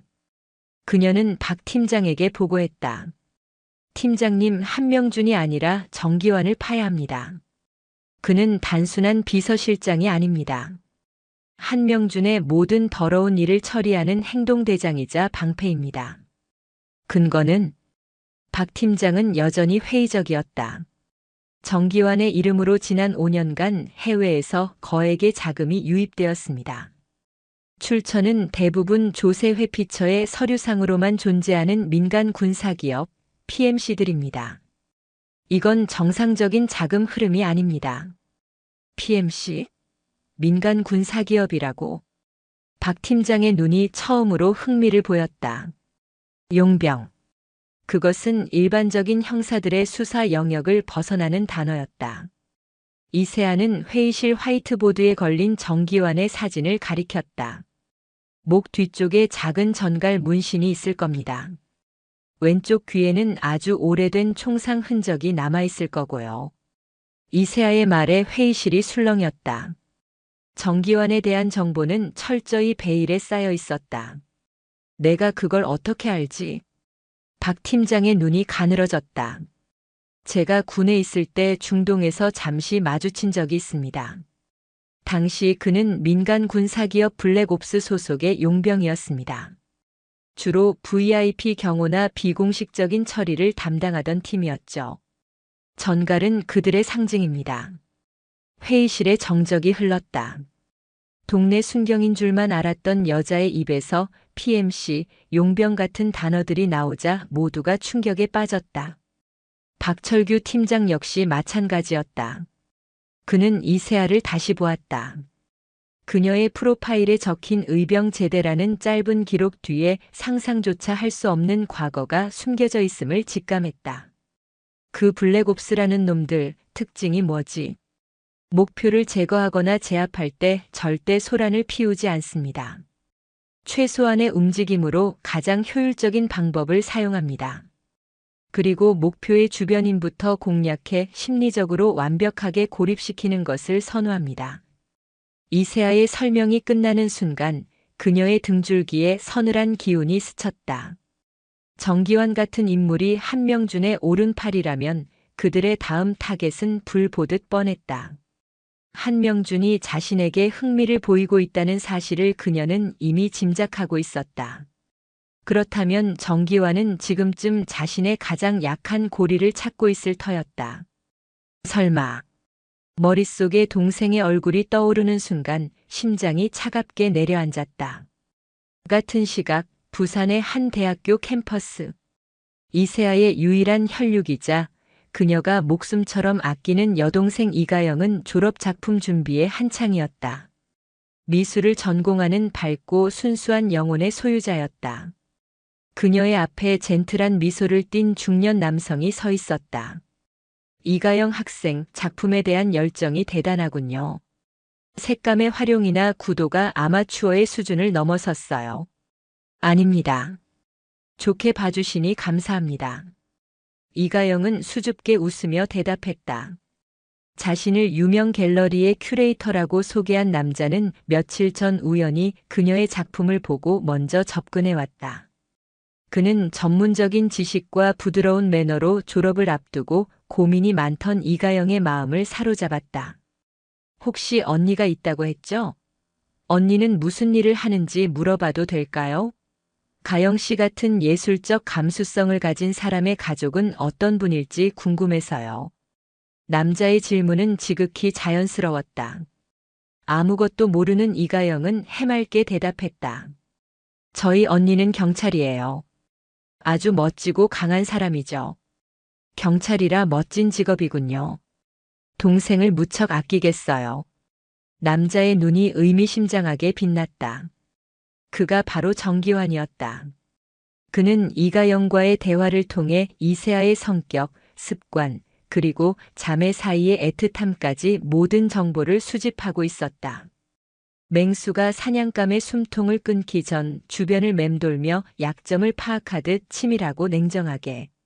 정기환은 이가영의 졸업 작품을 후원해주겠다는 명목으로 자연스럽게 그녀의 연락처를 얻어냈다. 그리고 그날 밤 광역수사대 사무실에서 밤을 새우던 이세아의 책상 위 전화벨이 울렸다. 발신자는 오태식이었다. 이세아는 잠시 망설이다 조용한 복도로 나가 전화를 받았다. 무슨 일이죠? 살려주십시오. 수화기 너머로 다급하고 겁에 질린 오태식의 목소리가 들려왔다. 청해그룹 놈들이 저를 찾고 있습니다. 서진우 형님이 병원에서 사라졌어요. 저도 이대로 가다간 쥐도 새도 모르게 죽을 겁니다. 제발 저 좀 살려주십시오, 형사님. 오태식의 목소리는 처절했다. 이세아는 복잡한 심경에 휩싸였다. 자신을 해하려 했던 범죄자. 하지만 동시에 거대한 악의 또 다른 피해자였다. 그녀의 머릿속에서 수많은 경우의 수가 계산되기 시작했다. 만나서 얘기하죠. 이세아의 결정은 빠르고 단호했다. 위험한 도박이었지만 오태식은 청해그룹의 내부를 들여다볼 수 있는 유일한 창구일지도 몰랐다. 두 사람은 다음 날 새벽 인적이 드문 부산항의 한 부둣가에서 만났다. 오태식은 완전히 다른 사람이 되어 있었다. 깁스는 풀었지만 한쪽 다리를 절었고 기세등등하던 눈빛은 사라지고 겁에 질린 동물의 눈빛만이 남아 있었다. 그는 이세아를 보자마자 다짜고짜 무릎을 꿇었다. 살려주십시오. 제가 아는 건 뭐든지 다 불겠습니다. 제발 저 좀 살려주십시오, 형사님. 차가운 바닷바람이 그의 떨리는 목소리를 실어날랐다. 이세아는 차가운 눈으로 그를 내려다보았다. 동정심은 없었다. 하지만 그녀는 그의 공포가 진짜라는 것을 알 수 있었다. 진짜 죽음의 공포 앞에서 인간이 얼마나 나약해지는지 그녀는 누구보다 잘 알고 있었다. 일어서요. 당신을 비공식 정보원으로 쓰겠습니다. 당신이 제공하는 정보의 가치에 따라 당신의 안전을 보장해 주죠. 이것은 이세아의 독단적인 결정이었다. 원칙을 중시하는 박철규 팀장은 절대 허락하지 않을 일이었다. 하지만 거대한 성벽을 무너뜨리기 위해선 내부의 배신자만큼 효과적인 공성추는 없었다. 그날 이후 이세아와 오태식의 위험한 공생이 시작되었다. 오태식은 목숨을 걸고 청해그룹 내부 정보를 빼내 이세아에게 전달했다. 서진우가 관리하던 불법 도박장 리스트, 상납받던 유흥업소 명단, 청해그룹의 자금 세탁에 이용되던 차명 계좌들. 그의 정보는 구체적이고 정확했다. 지지부진하던 수사는 급물살을 타기 시작했다. 이세아는 오태식이 넘긴 정보를 바탕으로 보고서를 작성해 박철규 팀장에게 제출했다. 정보 출처는 비밀에 붙였다. 박 팀장은 의심의 눈초리를 거두지 않았지만 정보의 정확성에 놀라며 마지못해 이세아의 능력을 인정하기 시작했다. 사무실에서 그녀를 향한 시선도 조금씩 변해갔다. 하지만 어둠이 깊어지면 빛 역시 그림자를 길게 들이우는 법.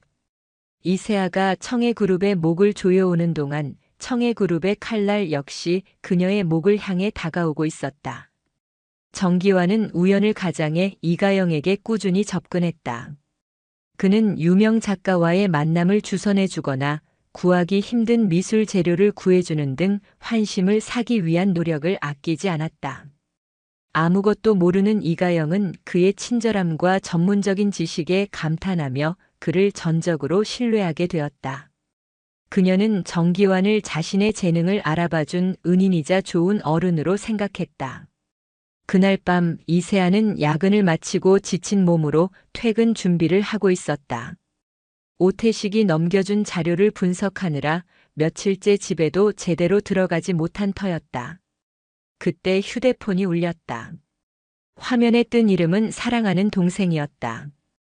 이세아의 입가에 희미한 미소가 번졌다. 이 힘든 싸움을 버티게 해주는 유일한 이유였다.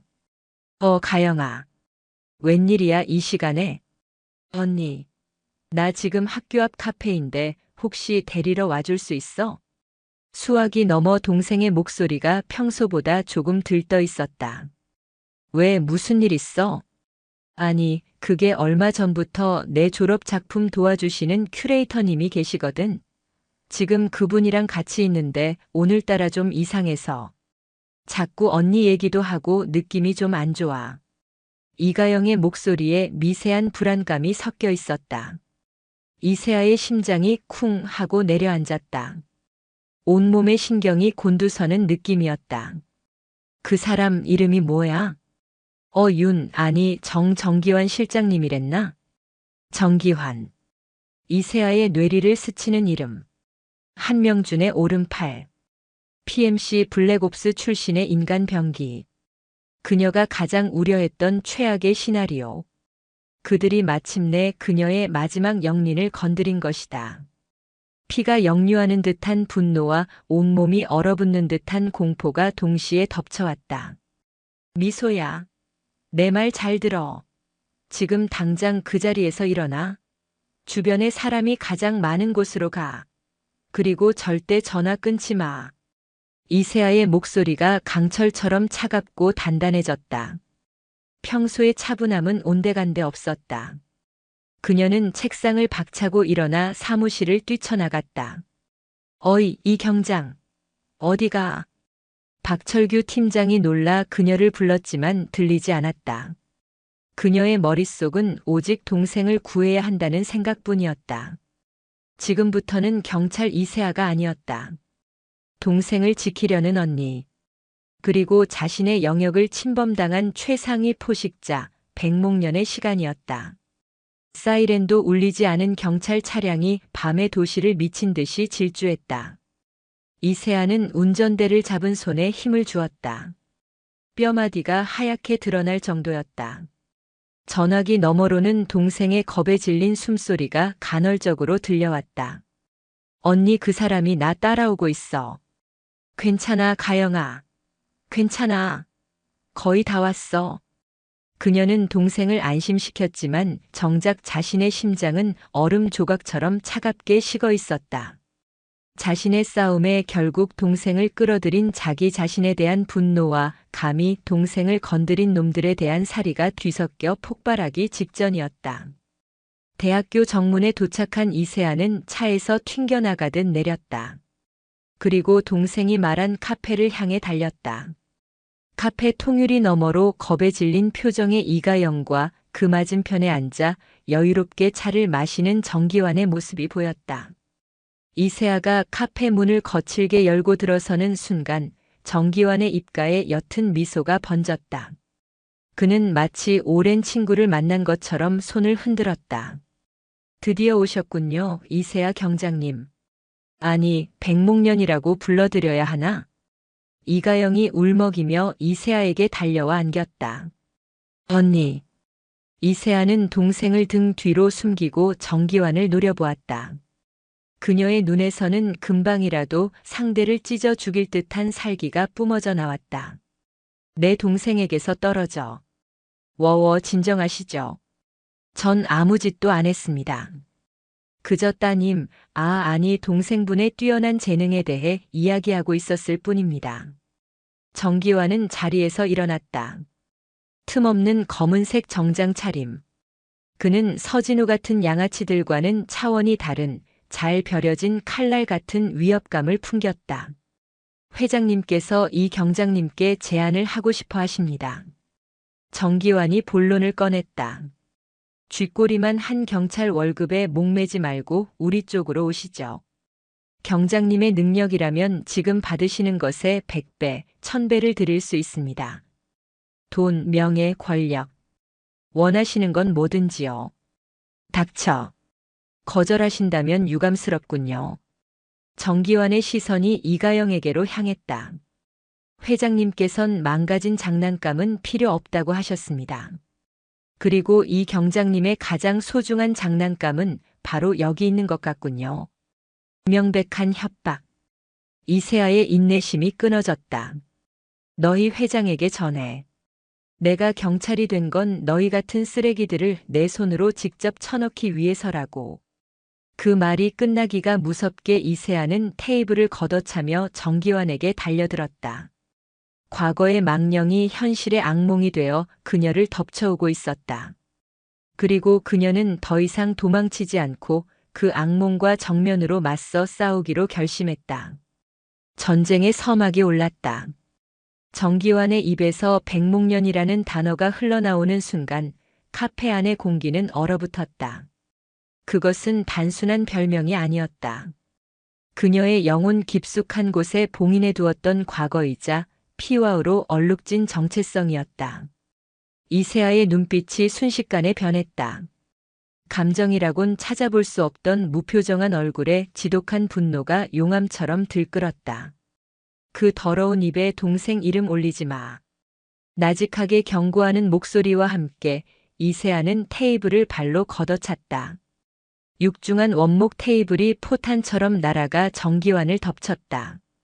정기환 역시 기다렸다는 듯이 몸을 날려 피했다. 테이블이 벽에 부딪혀 박살나는 굉음과 함께 카페 안의 손님들이 비명을 지르며 흩어졌다. 두 전문가의 싸움은 소란스럽지 않았다. 오히려 소름 끼치도록 조용하고 치명적이었다. 주먹과 발이 허공을 가르는 소리, 뼈와 살이 부딪히는 둔탁한 소음만이 울려 퍼졌다. 정기환은 강했다. 서진우의 무리와는 비교가 되지 않았다. 민간 군사기업 블랙옵스에서 최상위 등급을 받은 용병답게 그의 모든 움직임은 군더더기 없이 간결하고 효율적이었다. 마치 잘 짜인 공식처럼 상대의 급소를 향해 최단 거리로 파고들었다. 하지만 이세아에게는 그를 압도하는 무언가가 있었다. 바로 분노였다. 동생을 지켜야 한다는 절박함이 그녀의 모든 감각을 극한까지 끌어올렸다. 그녀의 움직임에는 정기환의 기술에는 없는 처절함이 깃들어 있었다.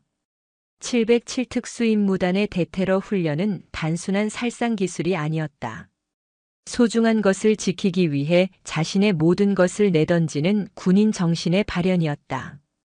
이세아는 정기환이 뻗은 주먹을 흘려보내며 그의 팔을 꺾었다.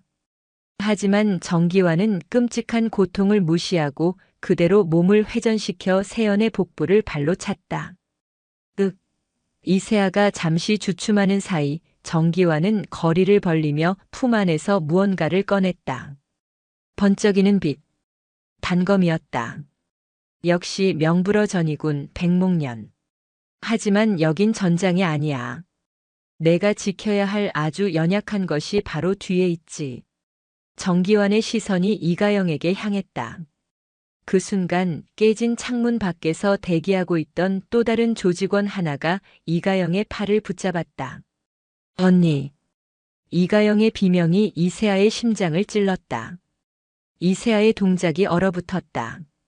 정기환은 그 틈을 놓치지 않았다. 그는 탈출을 선택했다. 오늘의 목적은 이세아를 제거하는 것이 아니라 그녀의 영린을 확인하고 길들일 수 있는지 시험하는 것이었기 때문이다. 움직이면 이 계집의 목을 그어버리겠다. 조직원의 협박에 이세아는 꼼짝할 수 없었다. 정기환은 절뚝이며 일어나 동료의 차를 타고 사라졌다. 사라지기 전 그의 차가운 목소리가 이세아의 귓가에 박혔다. 이걸로 끝이라고 생각하지 마라, 백목련. 회장님은 자비로운 분이 아니시니까.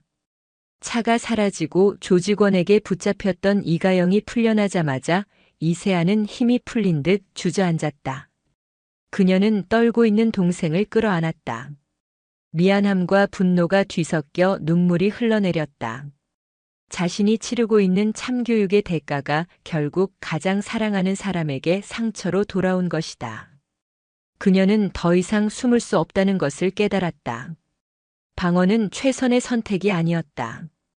이 지긋지긋한 악연의 고리를 끊어내기 위해선 먼저 공격해야만 했다.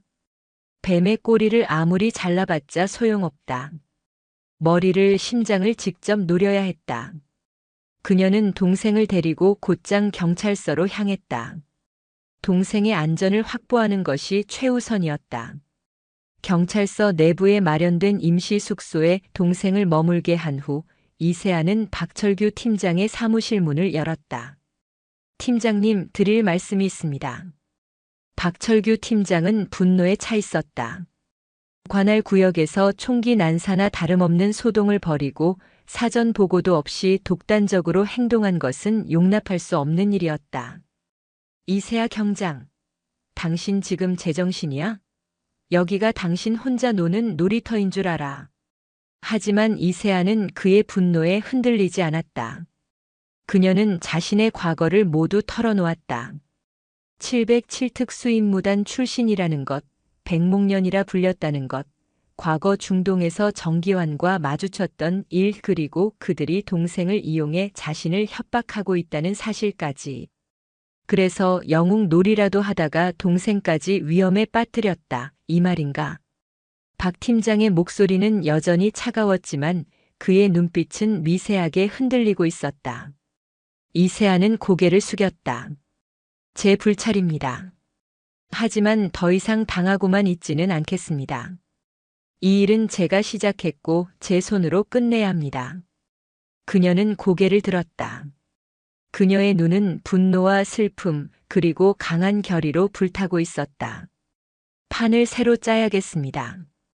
더 이상 수사 따위로는 그들을 잡을 수 없습니다. 제가 미끼가 되겠습니다.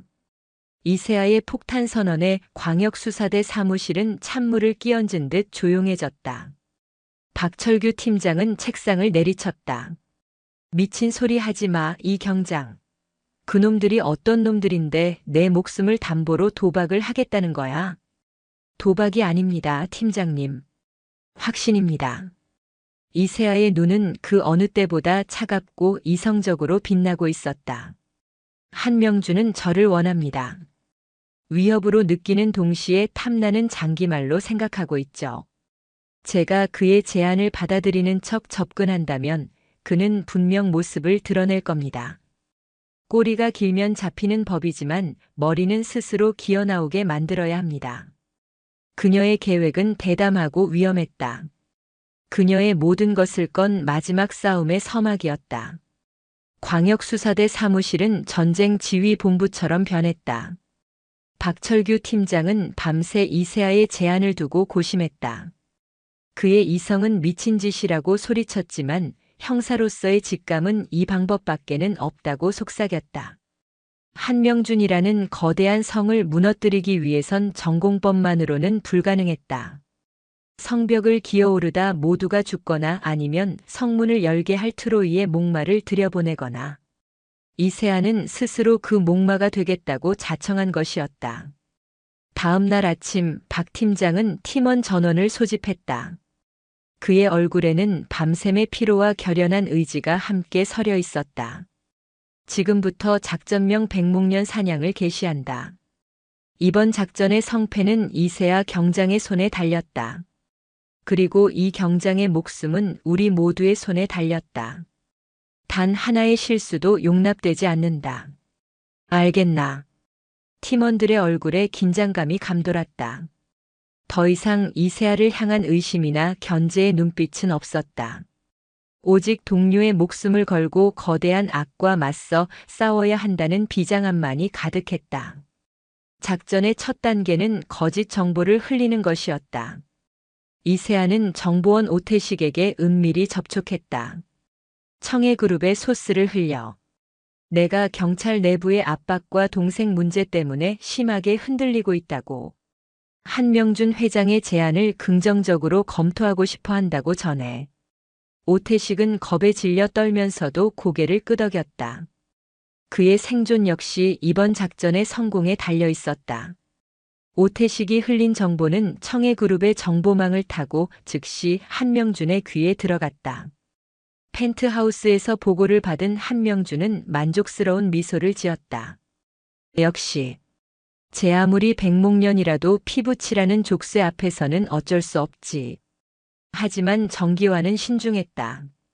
회장님, 너무 섣부른 판단일 수 있습니다.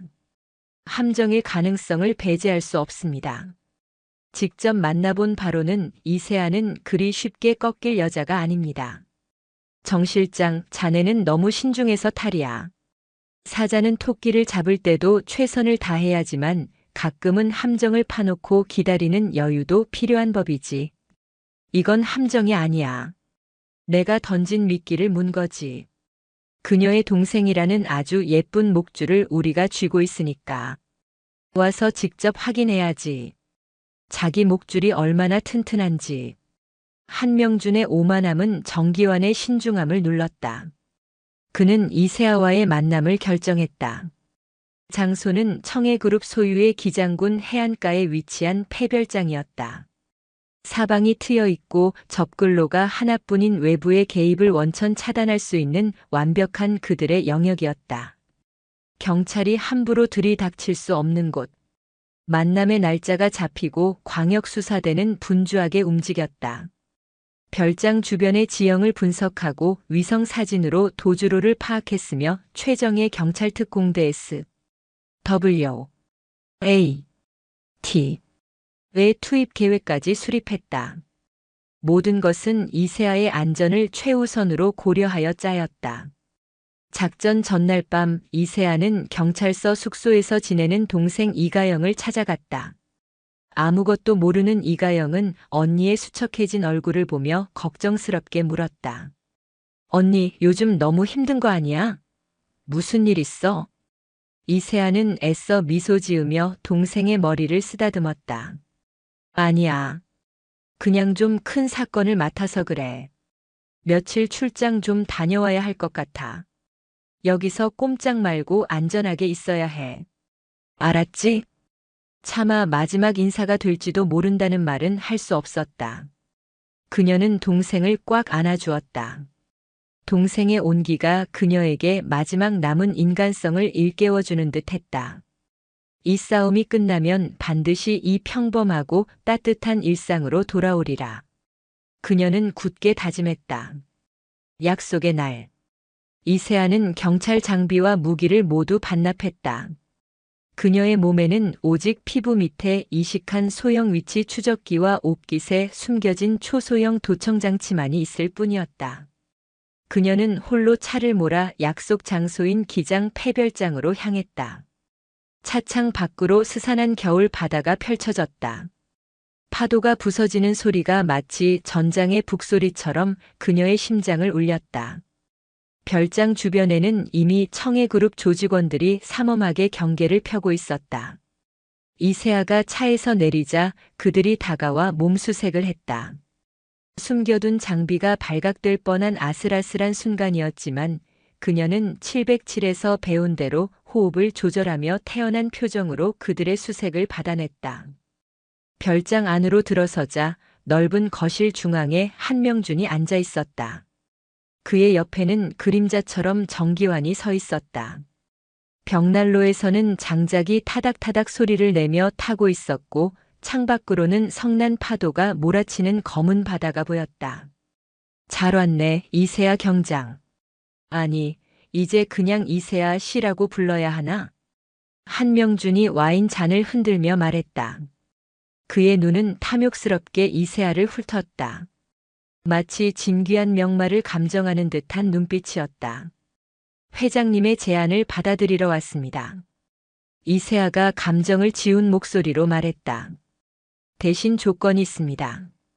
제 동생과 가족의 안전을 완벽하게 보장해 주십시오. 그리고 저에게 합당한 대우를 해주셔야겠습니다. 물론이지. 내가 자네 같은 보물을 어떻게 박대하겠나? 이 부산 바닥을 전부 자네 발밑에 깔아줄 수도 있어. 한명준이 만족스럽게 웃는 순간 이세아가 입을 열었다. 그 대우라는 게 마약 밀수나 청부 살인 같은 건 아니었으면 좋겠군요. 이세아의 말에 한명준의 미소가 순간 멈칫했다. 이세아는 계속해서 말을 이었다. KJ건설의 비자금 장부 정관계 로비 리스트, 그리고 백송 터널 부실 공사로 사망한 12명의 원혼에 대한 대가는 포함되지 않겠죠, 회장님? 이세아의 입에서 나온 말에 한명준의 얼굴이 싸늘하게 굳었다. 그것들은 청해그룹의 가장 깊숙한 비밀이자 절대 외부에 알려져서는 안 되는 영린이었다. 정기환의 손이 조용히 허리춤으로 향했다. 거실의 온도가 급격히 떨어졌다. 내년 지금 뭘 짓거리는 거야? 이세아는 차갑게 웃으며 그의 눈을 똑바로 응시했다. 그것이 바로 작전 개시를 알리는 신호였다. 당신을 잡으러 왔다고, 이 쓰레기야. 이세아의 선전포고와 동시에 별장 안의 모든 것이 움직이기 시작했다. 한명준의 고함이 터져나왔다. 이 미친년이. 그의 고함은 신호였다. 거실 곳곳에 숨어있던 조직원들이 일제히 모습을 드러냈고 정기환은 허리춤에서 단검을 뽑아들고 맹수처럼 달려들었다. 이세아는 몸을 날려 한명준이 앉아있던 고급 소파를 걷어차 방패로 삼았다. 동시에 그녀의 귀에 꽂힌 소형 수신기를 통해 박철규 팀장의 다급한 목소리가 들려왔다. 강 경장, 작전 시작이다. 5분만 버텨. 5분. 지옥 같은 5분의 시간이 시작되었다. 이세아는 소파 뒤에 몸을 숨긴 채 날아드는 칼날과 주먹을 피하며 생존을 위한 싸움을 벌였다. 그녀의 목표는 버티는 것이었다. 하지만 정기환은 그녀를 가만두지 않았다. 그는 인간의 한계를 넘어선 속도와 힘으로 이세아를 몰아붙였다. 내년의 과거를 안다, 백목련. 아프가니스탄에서 동료를 잃고 도망친 겁쟁이. 정기환이 그녀의 트라우마를 건드리며 심리적으로 흔들었다. 과거의 악몽. 눈앞에서 폭탄에 쓰러져 가던 동료의 마지막 눈빛. 이세아의 동작이 순간적으로 멈칫했다. 그 틈을 놓치지 않고 정기환의 단검이 그녀의 어깨를 스쳤다. 슥. 피가 배어나왔다. 고통에 이세아의 얼굴이 일그러졌다. 그래, 난 도망쳤어. 동료의 죽음이 무서워서. 내 손에 피를 묻히는 게 두려워서. 과거의 악몽이 그녀를 집어삼키려는 순간 그녀의 뇌리에 동생 이가영의 얼굴과 몸 조심해라던 최민석 경사의 목소리, 그리고 자신을 믿고 작전을 승인해준 박철규 팀장의 얼굴이 스쳐 지나갔다. 아니야. 난 더 이상 도망치지 않아. 내 뒤에는 내가 지켜야 할 사람들이 있어. 이세아의 눈빛이 다시 빛을 되찾았다. 그녀는 더 이상 혼자가 아니었다. 그녀는 고통을 무시하고 정기환에게 달려들었다. 이제는 기술이 아니었다. 모든 것을 건 처절한 육탄전이었다. 두 사람이 뒤엉켜 싸우는 사이 별장 밖에서는 요란한 총성이 울려 퍼지기 시작했다. 박철규 팀장이 이끄는 광역수사대와 경찰특공대가 마침내 진입한 것이다. 헬기 로프를 타고 옥상에서 방탄 차량으로 정문을 뚫고 사방에서 경찰력이 별장을 덮쳤다. 모두 체포해. 저항하는 자는 사살해도 좋다. 혼란의 와중 한명준은 별장 뒤편의 비밀 통로를 통해 도주하려 했다. 하지만 그 통로 앞에는 예상치 못한 인물이 서 있었다. 오태식이었다. 그는 겁에 질려 온몸을 사시나무 떨듯 떨고 있었지만 두 손에 든 소화기를 꽉 쥐고 있었다. 비켜 이 새끼야. 한명준이 악을 썼다. 못 비킵니다. 오태식이 떨리는 목소리로 말했다. 저 더 이상 당신 같은 괴물 밑에서 살고 싶지 않아요. 강 형사님이 저한테 가르쳐 줬어요. 진짜 강한 게 뭔지. 그는 마지막 남은 용기를 쥐어짜 내 한명준에게 소화기 분말을 뿌렸다. 콜록거리는 한명준의 발을 걸어 넘어뜨린 것은 뒤따라온 최민석 경사였다. 그는 한명준의 손에 수갑을 채우며 말했다. 청해그룹 회장 한명준, 당신을 체포합니다. 한편 별장 내부에서 벌어진 이세아와 정기환의 싸움은 끝을 향해 가고 있었다. 이세아는 자신의 어깨를 희생하는 대신 정기환의 단검을 든 팔을 부러뜨리는 데 성공했다.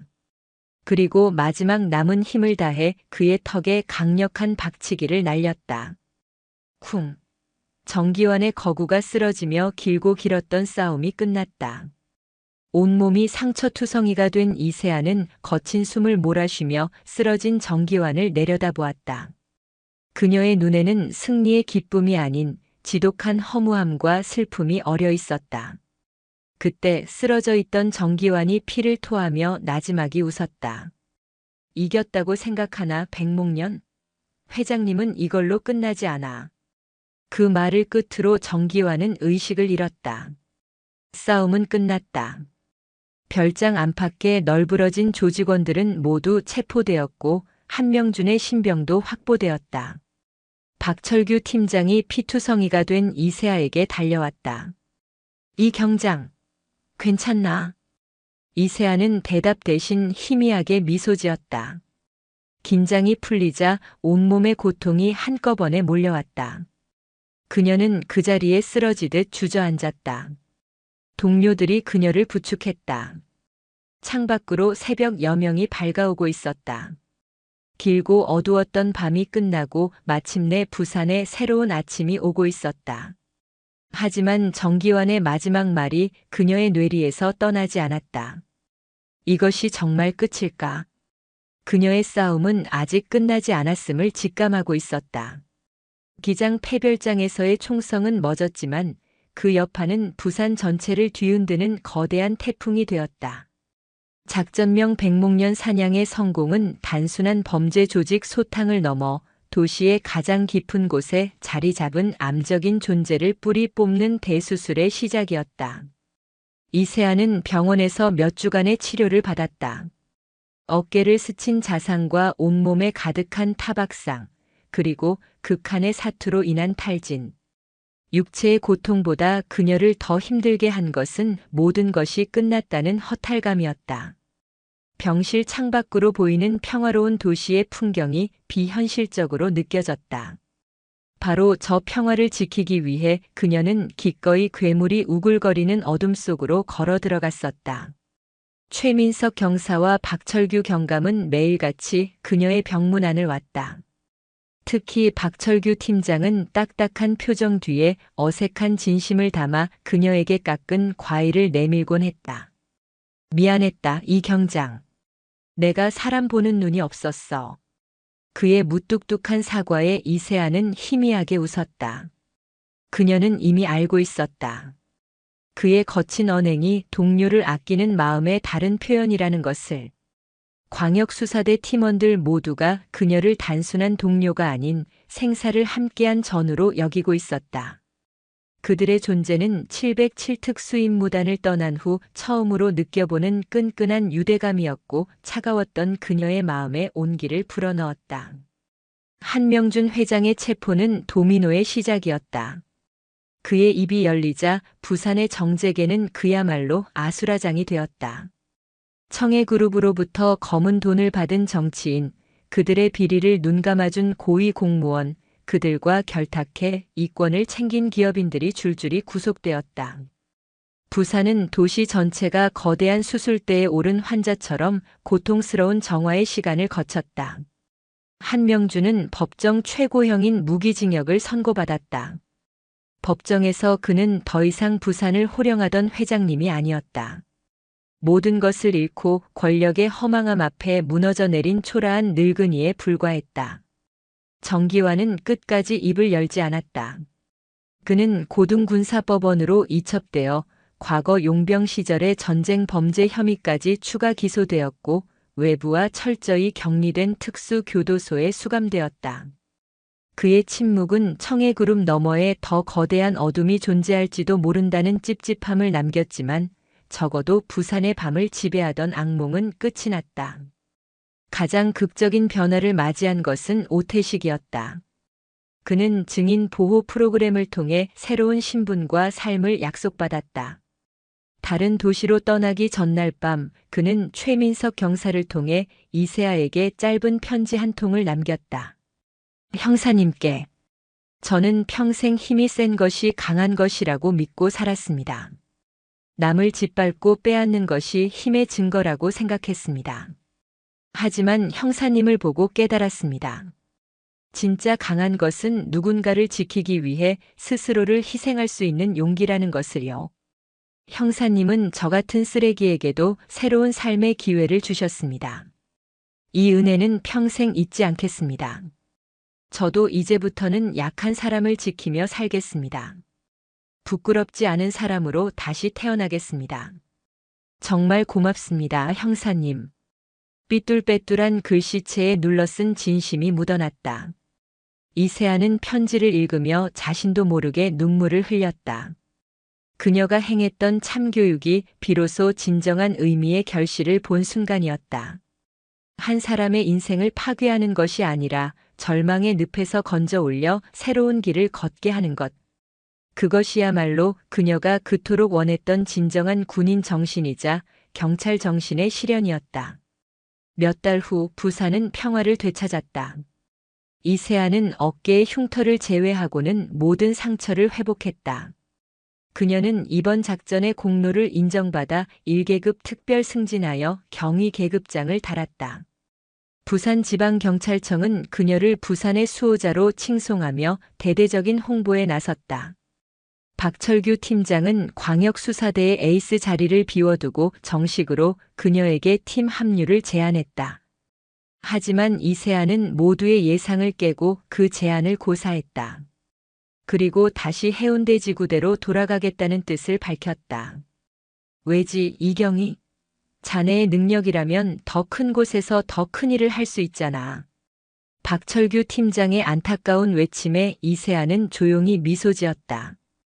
저는 괴물을 잡기 위해 기꺼이 괴물이 되었습니다. 하지만 제 자리는 어둠 속이 아니라 평범한 사람들의 곁이라고 생각합니다. 화려한 본청 사무실이 아니라 시민들의 가장 가까운 곳에서 그들의 평화를 지키고 싶습니다. 그것이 제가 707특 수임무단을 나와 경찰이 된 진짜 이유니까요. 그녀의 결정은 확고했다. 더 이상 과거로부터 도망치지 않고 자신의 모든 과거를 끌어안은 채 스스로의 길을 선택한 것이다. 그녀는 흑야의 백목년도 차가운 가면을 쓴 광수대 형사도 아닌 그저 시민의 곁을 지키는 경찰 이세아로 살아가기로 결심했다. 어느 맑은 날 오후 이세아는 동생 이가영의 졸업 전시회에 참석했다. 갤러리 중앙 가장 좋은 자리에 흑야의 백목년이라는 제목의 그림이 걸려 있었다. 칠흑 같은 어둠 속에서 상처 입었지만 그 상처마저도 아름다운 무늬가 되어 꿋꿋하게 피어난 하얀 목련 한 송이. 그 그림은 역경을 이겨낸 언니를 향한 동생의 존경과 사랑의 표현이었다. 이세아는 그림을 보며 자신도 모르게 눈물을 흘렸다. 길고 길었던 싸움의 상처가 비로소 치유되는 순간이었다. 전시회가 끝나고 그녀는 익숙한 해운대 지구대 제복으로 갈아입고 최민석 경사와 함께 순찰차에 올랐다. 어느새 그의 호칭은 팀장님에서 선배님으로 바뀌어 있었다. 강경희님, 오늘 야간 순찰 코스는 어디로 할까요? 최민석 경사가 너스레를 떨었다. 선배님, 그냥 편하게 부르세요. 이세아가 웃으며 대답했다. 그녀의 미소는 더 이상 차갑거나 어색하지 않았다. 평범한 20대 여성의 따뜻하고 자연스러운 미소였다. 순찰차는 노을이 지는 해운대 해변 도로를 천천히 달렸다. 창밖으로 스쳐 지나가는 평화로운 풍경. 연인들의 웃음소리, 갈매기의 울음소리, 부드러운 파도 소리. 그녀는 더 이상 과거의 망령에 시달리지 않았다. 그녀는 그 모든 과거를 끌어안고 현재를 살아가는 이세아 그 자체였다. 흑야는 끝났다. 그리고 그녀의 인생에는 마침내 눈부신 새벽이 밝아오고 있었다.